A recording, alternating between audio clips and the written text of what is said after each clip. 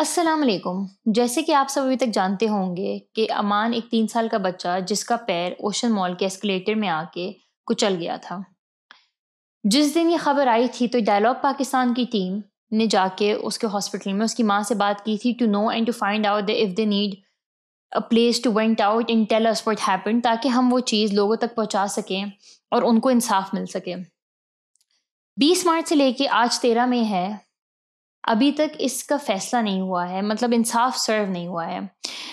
इसके बीच में हम लोग चुप रहे थे क्योंकि जैसे ही ये इंसिडेंट हुआ था और जब ये वीडियो चली थी हमारे पेज पे, तब से ही अमान के पेरेंट्स को और हमको थ्रेट्स आना शुरू हो गई थी कि ये वीडियो आप हटा दीजिए, सोशल मीडिया से ये चीज़ हटा दीजिए।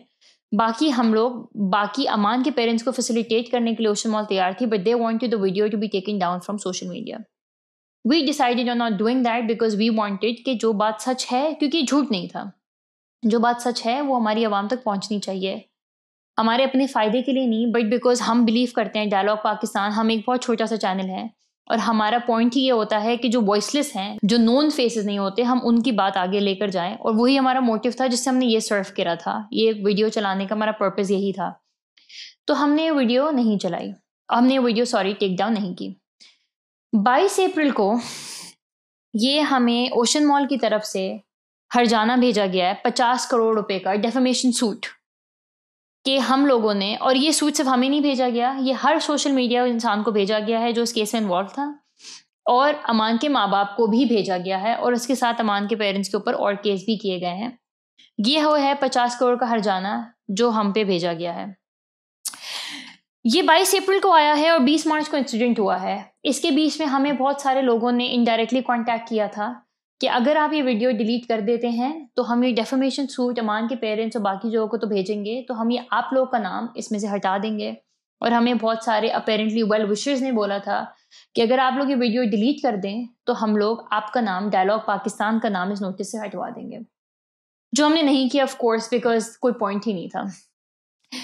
तो ये तो है कि ये हरजाना भेजा गया, ये हमें ही भेजा गया, अमान के पेरेंट्स को ही भेजा गया, और इस सब में सबसे तकलीफ दे बात ये है कि हमें तो भेजा गया है, ठीक है हम ये केस लड़ेंगे, हम लड़ रहे हैं, मगर ये अमान के पेरेंट्स को भेजा गया है। इतनी तकलीफ जो ऑलरेडी बर्दाश्त कर रहे हैं उसके बावजूद उनको भेजा गया है, और इस अपने बच्चे के इलाज के साथ साथ अब वो केसेस भी लड़ रहे हैं। तो आइए आज अमान के फादर जो हैं वो हमारे साथ हैं, हम अपनी आवाम को बताना चाहते हैं कि केस कहाँ तक पहुंचा है, ओशन मॉल ने इस पे अभी तक क्या किया है, ओशन मॉल का अभी तक इस पे क्या मौक़िफ़ है, और ओशन मॉल इस चीज़ों को बेहतर करने के लिए अभी तक क्या कर रही है। और दिस इंटायर ऑलमोस्ट 2 मंथ्स का ये जो स्ट्रगलिंग फेज़ और ये जो तकलीफ दे फेज़ है उनके माँ बाप के लिए स्पेशली, उनसे हम बात करते हैं, जानते हैं कि अभी तक इसमें क्या हुआ है और आगे क्या होने वाला है। अस्सलाम वालेकुम जी। तो अब ये हमारे पे आया 50 करोड़ का हर्जाना, आप पे भी आया ऑफ कोर्स, आपका ज़्यादा तकलीफ दे है, हमारा तो फिर भी इतना बड़ी बात नहीं है। तो अब आप मुझे बात बताएं कि पहली बात तो इनका हर्जाना भेजना to a social media channel या आपको for just speaking what's right, या क्या हुआ था, एक बच्चे की माँ ने सिर्फ उस वक्त हॉस्पिटल से जो उसको समझ में आया उसने वो बोला।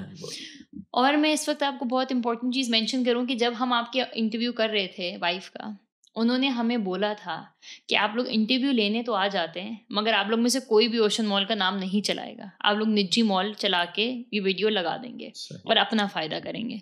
उस वक्त मैंने उनको प्रॉमिस किया था कि ये मॉल के नाम के साथ ही जाएगा क्योंकि हमें इससे कुछ गेन नहीं करना है, this is for the right cause. तो अब आप बताएं कि 20 मार्च से लेके 13 में बच्चे की तकलीफ के साथ साथ आप किस किस चीज़ों से गुजर रहे हैं और कोर्ट में इस वक्त इस केस की क्या सिचुएशन है। पहले आज तो मैं आवाम को बता दूं कि हम जब तक ये थ्रेड नहीं आई थी हमारा कोई इरादा नहीं था कि पुलिस प्रोसीड या एफआईआर की तरफ हम जाएं। 8वें रमज़ान में मैं और मेरी मिसेस ने ये डिसाइड किया कि हमारे बच्चे के साथ होना था, हो गया, जो भी है अल्लाह मालिक है, उसकी ज़िंदगी बच गई। अब हम अपने बच्चे का इलाज प्रॉपर तरीके से कराना शुरू करते हैं और इधर ही ध्यान देते हैं।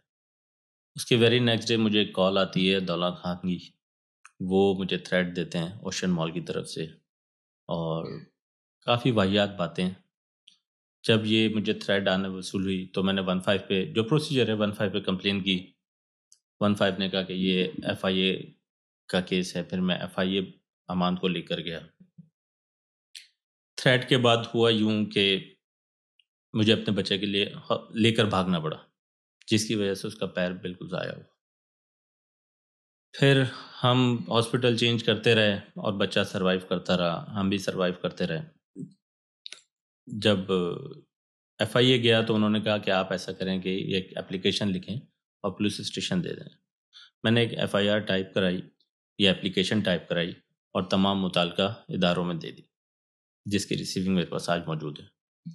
ये चली गई, हमारे इदारे मुझसे रब्ता करने से पहले उनसे रब्ता हो जाता है और हम पे केस हो जाता है। पहला डिफेम का केस हो जाता है, फिर एक और केस हो जाता है जिसकी हेयरिंग 11 अगस्त को है मेरी।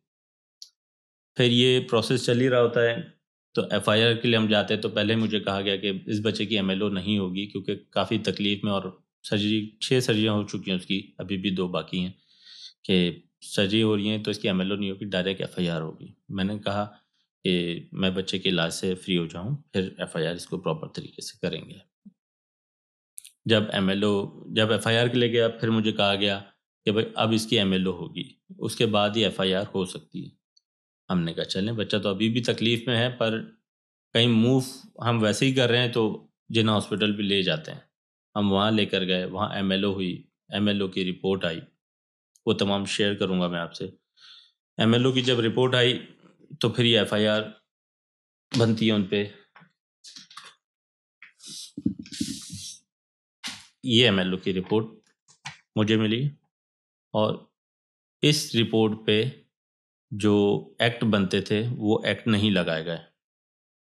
सेकंड, फिर जब यही होता है तो उसके बाद मुझ पे और मेरी मिसेस पे केस हो जाता है, क्रिमिनल एक्ट। ये 3rd केस हम पर हो जाता है। फिर इसके बाद हम कोर्ट से रिज्यू करते हैं, FIR होती है हमारी, प्रोटेस्ट हुआ, प्रोटेस्ट के बाद FIR लॉन्च हुई। FIR मुझ तक पहुंचने से पहले ये मीडिया पर फैल गई। अच्छा। एक साहब हैं, उन्होंने पहले कर दी कि मेरी हमदर्दी की वजह से ये FIR हो गई। उन्होंने गाइडलाइन दी कि FIR हो गई। FIR तो हो गई थी, पर ये इस तरीके से पब्लिश नहीं होती कि लोगों को पता चल जाए कि भाई आपके नाम इन शख्स के नाम है और जाके आप बेल करा लें। तो जब दूसरे दिन हम IO साहब के साथ गए वहाँ पर इन्वेस्टिगेशन के लिए, तो उन्होंने बेल करा चुके थे। फिर एक मज़े की बात और बताऊँ, वहाँ पर हम जब एस्केलेटर पर पहुँचे, उस जगह का निशानदेही कही कि मैंने इस जगह पर हुआ। उस दिन तो मुझे ज़ाहिर सी बात है, फिर इंसिडेंट हो गया तो हम तो फिर दिमाग खोल के चल रहे थे। 1st फ्लोर से लेके 3rd फ्लोर तक तमाम एस्केलेटर उनकी डैमेज थी। ये IO साहब ने अपनी रिपोर्ट में लिखा। और जो पहले दिन हमारा मौक़िफ़ था कि उसके कॉम टूटे हुए थे, तो ये परसों भी टूटे हुए थे जब IO साहब गए। इतने सब बैकलैश के बाद भी बैकलैश मतलब एक बच्चे का और पैर ये ज़ाया हो चुका जी, है। ये बाकायदा वीडियो है अब तो। पुलिस के पास भी वीडियो पिक्चर्स हैं इस बात की कि कॉम आज भी टूटे हुए हैं और उसमें से आवाज़ें इतनी ख़तरनाक आवाज़ें हैं कि बस। जब हम IO साहब के साथ गए थे तो हमने वीडियो बनाई मैंने, ठीक है। क्योंकि मैंने वीडियो इसलिए बनाई कि मेरे पास प्रूव हो जाए कि आज भी ये एस्केलेटर फॉल्टी एस्केलेटर है। फिर शॉपकीपर से उन्होंने पूछा कि भाई यहाँ पर क्या हुआ। शॉपकीपर का ये कहना था कि भाई बच्चे का पैर आया तो मशीन में से आवाज़ें आने लगी ढस ढस ढस करके, यानी उसकी बोन्स क्रैक हो रही थी इस तरीके से। I'm so sorry. और हम अपने बच्चे को पुश कर रहे हैं और कह रहे हैं कि भाई इस बटन को प्रेस करो, बटन को प्रेस करो। अब वो वीडियो उन्होंने दी है मीडिया पे कि भाई वो बटन प्रेस हुआ और एस्केलेटर बंद हो गई। ठीक है, वो बंद हो गई और वो कोई चाबी आई उससे रिवर्स हो गई, पर फॉल्टी एस्केलेटर की वजह से ही हुआ ना। मैनेजमेंट की ही गलती है ना, या माँ बाप की गलती है कि उस फॉल्टी एस्केलेटर पे ले गए और बच्चे के साथ ये इंसिडेंट हो गया। अच्छा, इधर मैं ये बात भी डालना चाहूँगी, हमारी आवाम को भी बात पता चलनी चाहिए कि सबसे तकलीफ़देह बात इस पूरे प्रोसेस में ये थी कि ओशन मॉल वाले, जो मुझे आपसे भी पता चला, जो मैंने ख़ुद भी सुना, क्योंकि जब हमें भी बोला जा रहा था वीडियो टेक डाउन करें, तो हमें भी यही बात बोली जा रही थी, गलती माँ बाप की है कि माँ बाप अपने बच्चों को एस्केलेटर्स पे छोड़ देते हैं। जिधर मैं चाहूँगी कि आप लोग एक वीडियो देखें जो अमान की है, कुछ सेकंड पहले बिफोर द इंसिडेंट, जहां अमान अपनी बड़ी बहन का हाथ पकड़ के उस एस्केलेटर पे चढ़ रहे थे और इनके माँ बाप बिल्कुल दूसरी सीढ़ी पे ही पीछे खड़े हुए थे। तो ऐसा नहीं था कि अमान अकेला एस्केलेटर पे चल रहा था और 2-3 फीट की दूरी पे माँ बाप थे। एक सीढ़ी पे सामने उसकी बड़ी बहन उसका हाथ पकड़ के उसको ऊपर लेके जा रही थी और पीछे माँ बाप थे, जो उस आखिरी जो हमने वीडियो अभी देखी उससे साबित हो जाता है। तो ये बहुत ज़्यादा तकलीफदेह बात है कि माँ बाप को ब्लेम करना। जी, तो इस पे आप कंटिन्यू करें। मैं ये कहूँगा कि मुझे ये एक ओशन मॉल की तरफ से मैसेज आया कि ये जो आपने ओशियन मॉल की मैनेजमेंट के, उन्होंने सर्कल करके भेजा मुझे, ये आप जो कर रहे हैं ना, इसका अंजाम बहुत बुरा है। आप हमसे नहीं लड़ सकते, इस केस का कुछ भी नहीं होगा। मैंने कहा ठीक है, ये तो अब अदलिया फैसला करेगी या अल्लाह ताला इंसाफ करेगा इस बच्चे के लिए। पर आपके फॉल्टी एस्केलेटर की वजह से मेरे बच्चे का ये इंसिडेंट हुआ, और अगर मैनेजमेंट सही होती तो ये आज फॉल्टी एस्केलेटर नहीं होते, क्योंकि ये आज भी फॉल्टी हैं। एक निजी चैनल में बताया गया, एस्केलेटर मैनेजर आए, उन्होंने कहा बारहा उनको कहते रहे ओशियन मॉल को, इसको आप रिपेयर कराएं, पर ये रिपेयर नहीं हुई। बारहा नोटिस कराते रहे पर उन्होंने कोई इम्पोर्टेंस नहीं दी। और ये पहला वाकया नहीं है इसमें। मगर इसमें सॉरी मैं आपको कट आउट कर रही हूँ, इसमें आपने ही मुझे बताया था कुछ टाइम बाद उन्हीं ऑफिसर ने उनको फिर एस्केलेटर ठीक होने का सर्टिफिकेट भी जारी कर दिया। ये भी बहुत इंपॉर्टेंट बात है मेंशन करने की। बिल्कुल सही है जी, कि जिन्होंने बोला था कि एस्केलेटर फॉल्टी है, टीवी पे आके उन्होंने कोर्ट में उसका एस्केलेटर के सही होने का सर्टिफिकेट जारी कर दिया। कोर्ट में नहीं, ये उन्होंने उनकी ओशन मॉल को सर्टिफिकेट जारी किया है, जो ओशन मॉल ने कोर्ट में प्रेजेंट किया था, जो प्रेजेंट किया है कि हमारी इंटरनेशनल लेवल की एस्केलेटर। और आप यकीन करें, मैं तो पेरेंट्स से हाथ जोड़ के रिक्वेस्ट करूंगा, आप उस एस्केलेटर पे चढ़ने से पहले उसका हाल देख लें ओशन मॉल की, कि क्या हाल है। मैं वहाँ पर 1 घंटा रहा हूँ आईयू के साथ, और मेरा दिल इतना घबरा रहा था जो बच्चे चढ़ते हुए आ रहे थे कि इस बच्चे का खुदा ना खास्ता ना हो जाए, क्योंकि मैं ऊपर आते हुए देख चुका था वो एस्केलेटर उस दिन भी फॉल्टी थी। और ये आईयू साहब ने अपनी रिपोर्ट में लिखा है। सारी मामला बाद में कि माँ बाप मारने के लिए लेकर गए थे उस एस्केलेटर पे, हम अपने बच्चे से प्यार नहीं करते थे, या हमारी जो भी दुश्मनी थी अपने बच्चे से हमने उस एस्केलेटर पे निकाल दी। अगर मैं मारने किसी को फिर मारना हो तो आप ओशियन मॉल के एस्केलेटर पे ले जाएं, उसको जो भी तकलीफ देनी है और वो दे दें। अब ये कहते हैं कि माँ बाप की गलती थी और हम 3 सेकंड में या 6 सेकंड में ये हो गया। भाई 6 सेकंड में आप अपने बच्चे को लाएं और उस एस्केलेटर पर डाल दें। मैं देखता हूँ कि आपको क्या फील होता है और आपके सेंस कितने काम करते हैं। जाहिर सी बात है, बच्चे वहां पर चीखते रहे कि कोई फर्स्ट एड नहीं दी गई हमें। पार्ट्स अमान के गिरते रहे, जो पार्ट्स में उठा सका वो डॉक्टर उन्होंने स्टिच किए उसको, बट काफ़ी पार्ट्स उधर ही रह गए जो मशीन के साथ जा चुके थे अंदर, जो नहीं उठा सकता था। पर जो पार्ट्स हैं, मैंने उनको बोला कि मेरे बेटे के पार्ट्स गिर रहे हैं, आप कोई फर्स्ट एड दे सकते हैं। वो सिर्फ एक ही था कि सर आप हमारे साथ आएँ। हम यहाँ से कोई इमरजेंसी एग्जिट भी नहीं था इस फ्लोर पे। फिर हम लिफ्ट पे गए, लिफ्ट पे इंतज़ार किया, लिफ्ट आई, फिर नीचे गए, कोई एम्बुलेंस नहीं थी वहाँ। इतना बड़ा इदारा है, इतना बड़ा मॉल, कोई एम्बुलेंस तक नहीं, कोई डॉक्टर नहीं।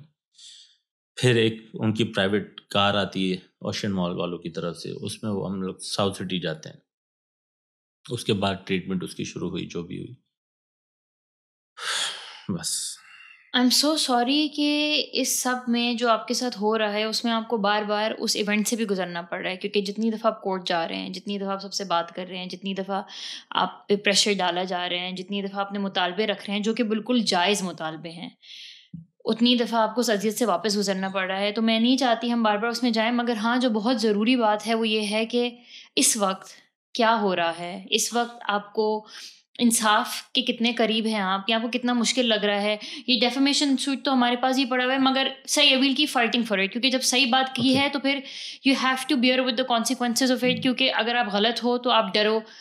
जैसे मैंने आपसे, मुझे याद है जब शुरू में मैंने आपसे बात की थी, जब हमें थ्रेट्स आना शुरू हुए थे, हमें ये तक बोला गया था कि अगर आप ये हटा देंगे वीडियो तो हम आपको नहीं डालेंगे या हम आपका नाम हटवा देंगे, आप इससे निकल जाएं।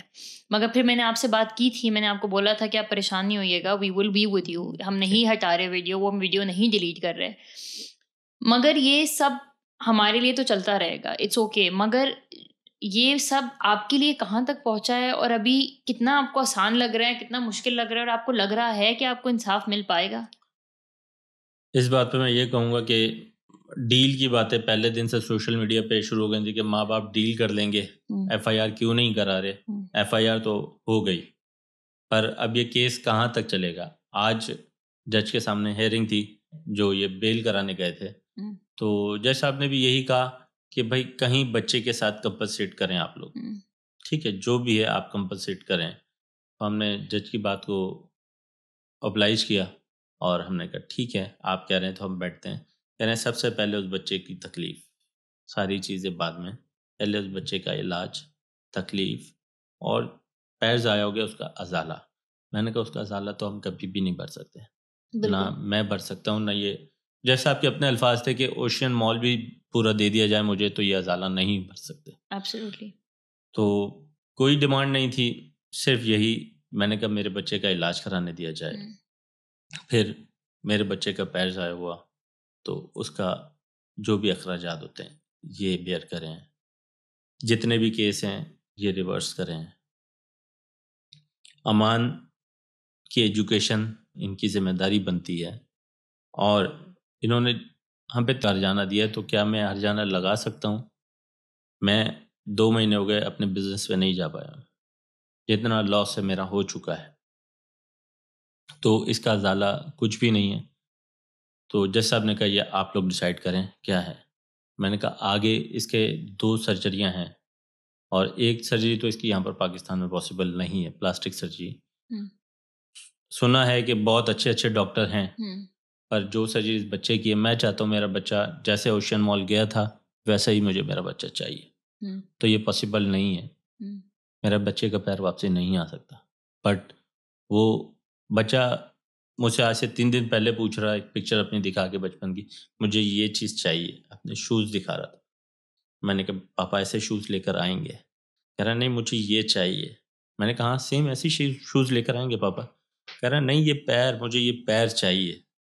अब मैं वो पैर कहाँ से ला कर दूंगा उस बच्चे को? उसकी ख्वाहिश थी, वो अपने दादा की पिक्चर देखता था, ये पुलिस ऑफिसर, तो मैं दादा की तरह बड़ा पुलिस बनूंगा, बड़ी पुलिस बनूंगा। मैंने कहा ठीक है आप आर्मी में जाइएगा।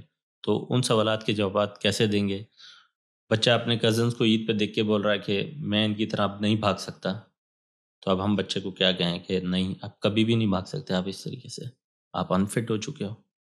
मुझे सबसे ज़्यादा अफसोस इस बात का है कि एक माँ-बाप जो इतनी तकलीफ़ से गुज़र रहे हैं, एक बच्चा जो इतनी तकलीफ़ से गुज़र रहा है, उसको जस्टिफ़िकेशन देनी पड़ रही है कि उसकी तकलीफ़ क्या-क्या है।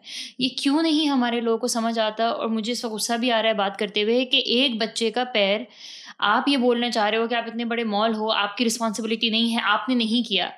हमारे घर में भी किसी को चोट लग जाए ना, जब ने दावत की हो, तो उसका भी हमें बुरा लगता है कि यार हमारे घर था, इसको चोट लग गई, हम क्या करें इसको कि कॉम्पेंसेट कर ले। छोटी सी चोट की बात कर रही हूँ। इतने बड़े मॉल में एक बच्चे का पैर ज़ाया हो जाता है, और ये लोग अभी तक ये मानने के लिए ही तैयार नहीं है। अभी तक एक अपॉलजी लेटर नहीं आया। अभी तक माँ बाप कोर्ट में जाके ये प्रूफ कर रहे हैं कि उनको क्या क्या तकलीफें हुई हैं। हम लोग को ये गिनवाना पड़ रहा है कि बच्चे को क्या क्या तकलीफ हो रही है। वो इसलिए ही आप लोग इस दर्द में बार बार गुजर रहे हो, क्योंकि आप लोग को कोई बैठ के एक दफ़ा भी किसी ने आप लोगों से एम्पथाइज करके ये नहीं बोला कि हमें समझ आ रही है आपकी तकलीफ। आपको अभी भी अपनी एक एक चीज़ को जस्टिफाई करना पड़ रहा है कि ये मैं क्यों बोल रहा हूँ, और मुझे समझ नहीं आता कि where is humanity, where are these people, what is happening. एक सिंपल से 3 साल के बच्चे का पैर कुचल दिया गया है, ठीक है, एस्केलेटर से कुचला है, किसी ने कुचला नहीं है, एक्सीडेंट हुआ है, मगर एक जगह पे एक्सीडेंट हुआ है। उसकी रिस्पॉन्सिबिलिटी लेना ये बहुत एक नॉर्मल ह्यूमैनिटी की बात है, और ये इतनी कोई बड़ी बात है नहीं। इतनी आप मुझे समझ नहीं आता कि अगर आप जितने बड़े हो तो आपके लिए रिस्पॉन्सिबिलिटी लेना उतनी आसान होनी चाहिए चीज़ की। आप उससे और बड़े बन जाओगे, आप उससे छोटे नहीं होगे। मगर अगर आप अपने नाम बचाने के लिए चीज़ें करते रहोगे तो you just putting people into more pen which they don't deserve. तो आप मुझे ये बताएं कि अमान इस वक्त किस कंडीशन में है, क्योंकि पूरी आवाम जानना चाहती है कि इस वक्त अमान की तबीयत कैसी है। वो बहुत इंपॉर्टेंट बात है। अमान की तबीयत ऐसी है कि वो खाना खाने से पहले पूछता है अगर मैं खाना खा लूँगा तो मुझे कुछ हो तो नहीं जाएगा? अपनी माँ को बोलता है कि आप लोग, इनकी प्रेस रिलीज़ के बाद जब उसकी बहन ने देखा, तो उसकी बहन अपनी मम्मा से कह रही है, मम्मा क्या हमारी वजह से अमान ऐसा हो गया? तो इस बात का जवाब सारी ज़िंदगी कौन हम भुगतेंगे कि ओशन मॉल ने कहा है कि माँ-बाप की गलती की वजह से सारी चीज़ें हुई। अमान 4-4 3-3 दिन पॉटी नहीं करता कि मैं पॉटी करूँगा ना कुछ हो जाएगा मुझे। हमें बताता नहीं है। और उसको पेन किलर कैसे दिया जाता है? वो बच्चा है, उसको पॉटी की जगह पेन किलर दिया जाता है उस बच्चे को।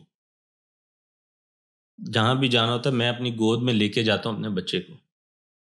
आप एहसास करते हैं जिस बच्चे को बाप सोचता है मेरे साथ खेलेगा, मेरे साथ जाएगा, कहीं आएगा, उसको मुझे गोद में लेके जाना पड़ा उस बच्चे को। बहुत पेनफुल बात है ये, मुझे पता है ये।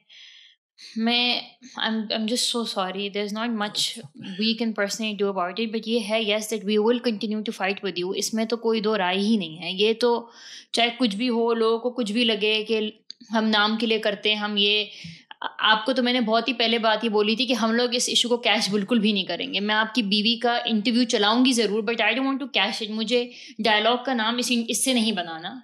मुझे सिर्फ ये पैगाम लेके जाना है, जिसके बाद मैंने इसको टच भी नहीं किया। बिल्कुल। उस इंटरव्यू चलाने के बाद डायलॉग पाकिस्तान ने इस इशू को टच भी नहीं किया until and unless I again saw। हमें ये 22 अप्रैल को आया था। मैंने इसको I didn't make a big deal out of it, क्योंकि मैं आप लोग के लिए चीज़ें मुश्किल नहीं करना चाहती थी। मगर जब मैं देख रही हूँ कि अभी भी कुछ नहीं हो रहा, एंड व्हेन यू अग्रीड कि मुझे अब इस बारे में बात करनी है, तो हम फिर से बैठ रहे हैं इस बारे में बात करने के लिए कि ये अभी तक 13 मई की तारीख तक, 20 मार्च से लेके अभी तक इनको इंसाफ नहीं मिला है। और नेक्स्ट हियरिंग जो इस केस की कोर्ट की है वो 18 मई पे है। और आप मुझे एक बात बताएं कि अभी आपकी क्या एक्सपेक्टेशंस हैं? आपको लगता है कि ओशन मॉल के ओनर आपसे मिले हैं और उन्होंने आपसे क्या बात की है? और क्या आप प्लीज़ वो भी हमारी ऑडियंसेस को बताएं। आज जो हमारी बात हुई है कोर्ट में कि ये ओशन मॉल के मालिक तारिक रफ़ी साहब और उनके बेटे वहाँ मौजूद थे और उनके वकला भी थे, मेरे भी वकला थे। उन्होंने कहा कि हम बच्चे के सारे एक्सपेंस हम बेयर करेंगे, आगे जो भी इलाज है वो बेयर करेंगे, और फिर बच्चे की एजुकेशन, फिर मेरा बिजनेस लॉस जो भी हुआ वो कह रहे हैं कि कुछ रुपए में कह रहे हैं कि ये लॉस है आपका, बस ये हम दे देते हैं। सेकेंडली फिर एक अपोलोजाइज लेटर और ये केस आप वापस लें। और ये आपकी डिमांड्स थी? ये उन्होंने कहा हम कर रहे हैं। ठीक है। ठीक है, मैंने सारी चीज़ें कहा कि ठीक है मैं एक्सेप्ट कर रहा हूँ, पर मैं इसमें एक अमाउंट ऐड करूँगा। क्यों? KSC के इंसिडेंट के बाद आज तक वो लोग रोड पे घूम फिर रहे हैं अपने हक के लिए, कोर्ट के चक्कर लगा रहे हैं, KSC के चक्कर लगा रहे हैं। अगर कंपनसेट करना है तो पूरे तरीके से करें। कल को मैं क्या खराज ज़कात लेने के लिए ओशन मॉल पे खड़ा रहूँगा, कोर्ट के दरवाजे बजाता रहूँगा कि मुझे ये इंसाफ नहीं मिल रहा, ये आपने फैसला कराया था। तो क्या इस तरीके से होना चाहिए? मैं इस तरीके से नहीं करूँगा। तो उस पर ओशन मॉल वालों का क्या? ओशन मॉल ने बोला कि ये पॉसिबल नहीं है, इससे ज़्यादा हम आपको उम्रा करा देते हैं आपकी फैमिली को। मैंने कहा उम्रा नॉट अ बिग डील, ठीक है ना, मैं जितने एक्सपेंस कर चुका हूँ कितने उम्रे हो जाते इसमें। अरे it's a not big deal. मैं नहीं चाहता कि ओशन मॉल की बार बार चक्कर लगाऊं। मेरी फैमिली तो आज के बाद नहीं जाएगी ना, आवाम का तो नहीं मालूम कि इंसिडेंट डेट में बात जाती है नहीं जाती, पर मेरी फैमिली तो आज के बाद उधर का रुख नहीं, ना उन लोगों का, दौलत खान जैसे लोगों का, ना ही फ़ोन रिसीव करना चाहिए, ना ही कोई फेस करना चाहिए। मैंने कहा कि एक बार आप कर दें जैसा जो भी है, मेरे लिए जो राइट है आप कर दें, मैं इससे ज़्यादा कुछ भी नहीं चाहता। बाकी रही अब ये कहते हैं कि जो धमकियाँ आई उनसे इनका कोई वास्ता नहीं, तो फिर उसको प्रोसीड करें आगे। उसके खिलाफ भी केस होना चाहिए। हमारे मुल्क में ऐसा क्यों हो जाता है? FIR में तो उनका भी नाम है ना, हमारे मुल्क में ऐसा क्यों हो जाता है कि गलती भी आपकी, धमका भी आप रहे हैं, केस भी आप कर रहे हैं, पेरेंट्स की तरफ से क्या हुआ आज तक? क्या हुआ, सिर्फ एक FIR, वो भी केस, वो वो भी डेफेमेशन के सूट के बाद जी, वो भी प्रोटेस्ट करने के बाद बिल्कुल FIR हुई। बिल्कुल और एब्सोल्युटली। FIR, ये MLO रिपोर्ट मैंने दी है, हम्म, इस पे देखे कौन कौन से एक्ट लगते हैं। हम्म, FIR इतनी मजबूत नहीं हुई जो आज बेल कर हो गई इन सब की या हो जाएगी। हम्म, तो जज ने कल सुबह का टाइम दिया हम्म, कि सैटरडे मॉर्निंग हम्म, आप लोग आएं और हम्म, आप लोग डिसाइड करें क्या चाहते हैं। हम्म। तो लेट्स सी कल क्या होता है। जिसके बाद जो भी होगा तो वो भी हम अपनी ऑडियंसेस को बता देंगे। बिल्कुल। मगर मुझे बस एक छोटी सी चीज़ है जो मैं ऐड करना चाहती हूँ। लोगों को ये भी है कि डॉक्टर्स इसको ट्रीट नहीं कर रहे थे and doctors refuse to treat him, जो कि एक गलत बात है क्योंकि they have been very supportive in this entire journey. तो मैं चाहती हूँ कि आप वो भी बात क्लियर कर दें। और दूसरी बात कि अमान की कितनी सर्जरीज़ हो गई हैं और कितनी सर्जरीज़ रह गई हैं, ये भी आप आवाम को एकदम बता दें ताकि उनको अमान की जो कंडीशन है उसका भी एग्जैक्टली पता हो। और दूसरी बात, मैं छोटी सी बात ये ऐड करना चाहती हूँ कि मुझे याद है जब अमान को लगी थी चोट और आप लोग हॉस्पिटल में थे, तो उस दौरान आपके पास हर रोज़ लोग आ रहे थे और उनका सिर्फ एक प्रेशर था कि वीडियो डिलीट करवाएं। बिल्कुल ऐसे ड्यूरिंग ये मैं इसलिए अपनी ऑडियंसेस को बताना चाहती हूँ कि अमान जब हॉस्पिटल में अपनी सर्जरीज आफ्टर सर्जरीज हो रही थी, जब उससे सोया भी नहीं जा रहा था आउट ऑफ पेन, ये शुरू के 4-5 दिन की बात मैं आपको बता रही हूँ, तो किसी ने एम्पथी के लिए या इनके साथ सिंपथाइज करने के लिए इनके पास कोई भी नहीं जा रहा था। इनको कंटिन्यूसली प्रेशर था, उनके पास लोग आ रहे थे from other sources which I would not want to name, but कि ये वीडियो आप डिलीट करवा दें। जब ये वीडियो डिलीट हो जाएगी, जो जिसका मैं लिंक इसकी डिस्क्रिप्शन या कमेंट्स में शेयर कर दूंगी, जो आप लोग देख सकते हैं, जब ये वीडियो डिलीट हो जाएगी तब हम आपसे फिर आगे बात करते हैं। पहले सोशल मीडिया से इसको हटवाएं। तो इंटायरली जो पूरी जब से ये चीज़ शुरू हुई है, the focus was only on the video being deleted, और फिर बिहाइंड द डोर्स जो भी हमें बात करनी है हम वो कर लेंगे। ऐसा ही है? ऐसे ही, बिल्कुल ऐसे ही है। तो अब आप अगर अब लोगों को बता सकें कि अमान की एग्जैक्टली इस वक्त मतलब हेल्थ वाइज क्या कंडीशन है, क्योंकि कुछ लोग ये भी सोशल मीडिया बोल रहे थे कि उसका पैर कट चुका है, विच इज़ नॉट ट्रू। उसका पैर नहीं कटा, अल्लाह का शुक्र है, अल्लाह ना करे कभी ऐसी नौबत आए। तो अमान के पैर के बारे में सिर्फ एक अपडेट दे दें कि वो बेहतरी की तरफ थोड़ा है, बट यस वो चल नहीं सकता। और एक्चुअली जो पार्ट्स थे वो जितने कलेक्ट कर सकता था मैं कलेक्ट करके ले आया। तो डॉक्टरों ने पूरी कोशिश की उसको सेव करने के लिए। जो चीज़ सेव कर सकते थे उन्होंने सेव किया। बाकी जो उसकी 6 सर्जरियां अभी तक हो चुकी हैं, 2 अभी बकाया है उसकी। एक सर्जरी में उसका ऑपरेट होना है जिसमें ये रॉड्स और तमाम चीज़ें अंदर हैं, उसको मद्देनज़र रखते हुए कि उसको कब निकालना है। तो एक हील का प्रोसेस है कि वो थोड़ा सा हील हो, उसके बाद इस प्रोसेस पे जाएंगे कि रॉड निकालनी है, उसके बाद फिर प्लास्टिक सर्जरी का प्रोसेस है। प्लास्टिक सर्जरी मेरी कोशिश ये होगी मैं अपने बच्चे की प्लास्टिक सर्जरी ऐसे कराऊं कि उसको ये ना लगे कि उसका पैर, दोनों पैरों में कोई फ़र्क। ऐसी बात है, मैं वालिद हूँ, मेरा बच्चा सारी ज़िंदगी ये सवाल पूछेगा कि मैं नहीं जाता, या हम बच्चे ज़िद ना करते, हम वहाँ नहीं जाते जंपिंग के लिए, और सारी ज़िंदगी जवाब हमने देना उसको, ओशन मॉल ने तो नहीं देना। बस बाकी आप लोगों की दुआओं से, पूरी दुनिया की दुआओं से तकलीफ़ में उसकी कमी है, क्योंकि सब्र आ जाता है, ठीक है। सब्र, वो अपनी माँ को ये अल्फाज कहता है कि आप ना रोएं मैं भी नहीं रो रहा। तो बच्चा इस तरीके से सब्र कर रहा है कि आप मेरे रोने से आप रो रही हैं तो मैं नहीं रो रहा, मैं बर्दाश्त कर लेता हूँ, आप ना रोएं। तो ठीक है, अब सब्र आ गया हमें, पर हमें तंग क्यों किया जा गया? हम तो इलाज कराना चाह रहे थे, कोई पेमेंट की कोई भी डिमांड नहीं थी हमारी। मैं बता रहा हूँ 8वें रमज़ान में या 9वें रमज़ान में हमने ये डिसाइड किया था कि बस हमने इलाज कराना है और कुछ भी नहीं। मीडिया पे चल रहा था वो तो चल रहा था ना, आ गया था। तो फिर जिस दिन एक निजी चैनल पे आया उसके दूसरे दिन ये आके खड़े हो गए कि बच्चे के लिए चॉकलेट्स ले आए या फूल ले आए। तो हमने तो उसको मना कर दिया कि भाई हमें ये चीज़ें नहीं चाहिए, पर लेकर तो आए। साथ में ये पिक्चर मुझे भेजी जो मैंने अभी शो की कि ये जो आपने किया है ये गलत है, ये आप अपनी मिसेस को बोलें ऐसा ना करें, इसका अंजाम सही नहीं है। फिर एक खातून आई थी इनकी तरफ से कि आप लोग कुछ भी नहीं कर पाएंगे इसका, आप किस हद तक जाएंगे, आप किसी भी हद तक चले जाएं, आप कुछ नहीं कर पाएंगे। हमने कहा ठीक है, पर कल को हम अपने बच्चे को ये तो कह सकेंगे हमने आपके लिए लड़े थे, कोशिश की थी। अब वो हमारा नसीब या यहाँ का कानून, अदलिया पे मुझे आज भी भरोसा है, कानून पे आज भी भरोसा है कि अदलिया जो भी इंसाफ करेगी हमारे लिए बहुत अच्छा करेगी। पर इंशाल्लाह।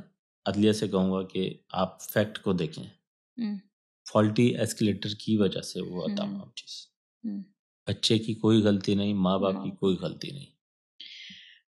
तो ये आपने अमान के अब्बू की बात सुनी और आई थिंक हम लोगों में इस पाकिस्तानी जितना शऊर तो है, and I am sure ocean mall वालों में भी इतना शऊर तो होगा कि अगर हम 2 सेकंड के लिए ये बात मान भी लें कि आपके एस्केलेटर्स फॉल्टी नहीं थी, तो आपकी प्रेमिसेस के अंदर एक इंसिडेंट हुआ जो बहुत ही अफसोसनाक, दर्दनाक इंसिडेंट है एक छोटे बच्चे के साथ। और अगर आप कुछ भी नहीं कर सकते तो हम सिंपली ये शुरू से ज़रूर कर सकते थे कि हम out of empathy for the child and for his parents हम एक अपॉलॉजी लेटर इशू करते। और हमें एक फ़ील होता है, एक होता है ना जब आपके सामने भी किसी का एक्सीडेंट हो जाता है तो आप अपनी गाड़ी रोक के आप कोशिश करते हो कि हम उसकी कैसे मदद कर सकें। उसमें हमारी गलती नहीं होती, बस एक इंसानियत की ये एक जुनून होता है, एक इंसानियत आपके अंदर होती है कि एक बंदा हमारे सामने तकलीफ़ में है तो हम उसकी कैसे मदद कर सकते हैं। Our religion also teachers is that एक बिल्ली भी तकलीफ में होती है तो हमारा दिल वो होता है। तो ये एक इंसान का बच्चा है जो आपके प्रेमिसेस में हुआ था, जो पिछले 2 महीने से इसको कवर करने की कोशिश की जा रही थी। एंड आई रियली होप कि जितनी रिसोर्सेज हम लगा रहे थे इसको छुपाने में, हम उतनी रिसोर्सेज लगा देते एक सिंपल अपॉलॉजी लेटर में। क्योंकि मुझे याद है कि शुरू में इनका सिर्फ यही था कि मुझे एक अपॉलॉजी लेटर चाहिए और जो एस्केलेटर्स फॉल्टी हैं उनको ठीक कराया जाए ताकि किसी और की औलाद के साथ ये नहीं हो। We are really looking at the courts right now and I really hope कि इंसाफ हो और जस्टिस हो और with this ending on a good note for everybody. ये बहुत ज़रूरी है एग्जाम्पल सेट करना, एग्जाम्पल बनाना कि हाँ अवाम ज़िंदा है, लोग ज़िंदा हैं, अभी सबकी ज़मीर जागे हुए हैं। और ऐसे केसेस को और ऐसे बहुत सारे और केसेस को जहाँ एक नॉर्मल इंसान उठ के अपनी औलाद के लिए इंसाफ ले सकेगा इस मुल्क में। और इंशाल्लाह हम सब देखेंगे। हमें सबको ऐसे पाकिस्तान के लिए स्ट्राइव करना चाहिए और मेहनत करनी चाहिए और ऐसे सारे कॉजेज़ के लिए हम जब तक आवाज़ उठा सकते हैं हमें उठानी चाहिए। Thank you very much. अल्लाह हाफिज़।